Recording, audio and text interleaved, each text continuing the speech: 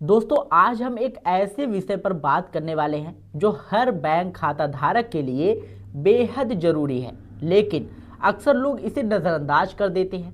बात हो रही है बैंक खाते में नॉमिनी के नए नियम की। अगर आपके पास किसी भी बैंक में saving account, current account, fix deposit, recurring deposit या बैंक लॉकर है, तो यह जानकारी आपके लिए बेहद महत्वपूर्ण है। हाल के वर्षों में नॉमिनी से जुड़े नियमों में महत्वपूर्ण बदलाव किए गए हैं ताकि खाता धारक की मृत्यु के बाद उसके परिवार को पैसा लेने में किसी प्रकार की कानूनी या प्रक्रिया संबंधित परेशानी ना हो। पहले क्या होता था कि बैंक खाते में नॉमिनी जोड़ना अनिवार्य नहीं था। बहुत से लोग खाता खुलवाते समय नॉमिनी नहीं जोड़ते थे और बाद में भूल जाते थे, और अगर नॉमिनी जोड़ा भी जाता था तो सिर्फ एक ही व्यक्ति को नॉमिनी बनाया जा सकता था।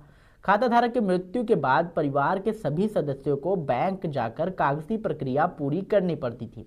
कई बार आपसी सहमति नहीं बनती थी और मामला कोर्ट तक पहुंच जाता था। खासकर जब खाते में बड़ी रकम होती थी तो बैंक अक्सर सेक्शन सर्टिफिकेट या कोर्ट ऑर्डर मांगता था, जिससे परिवार को महीनों या सालों तक चक्कर लगाने पड़ते थे। इन्हीं समस्याओं को देखते हुए नियमों में बदलाव किया गया है।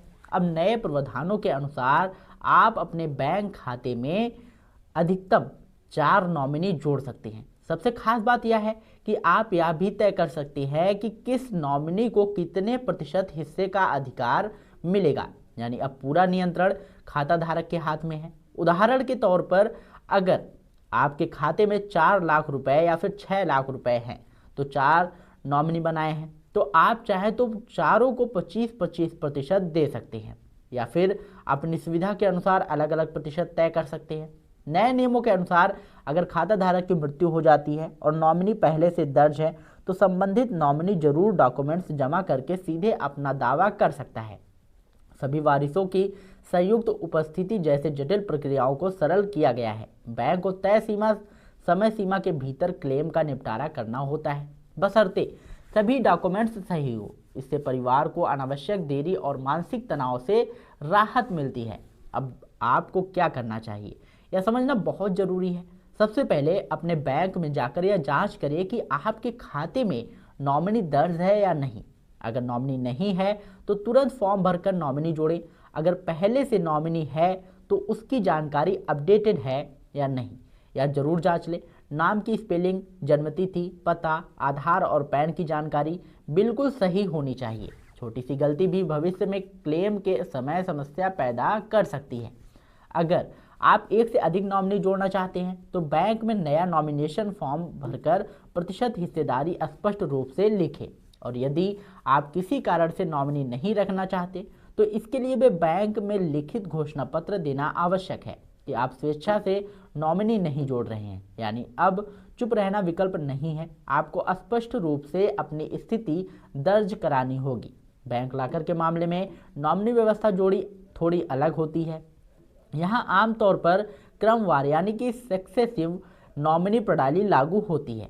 इसका मतलब है यह है कि पहले नंबर का नॉमिनी प्राथमिक अधिकार रखता है। अगर वह उपलब्ध नहीं है तब दूसरे नंबर का नॉमिनी अधिकार प्राप्त करता है।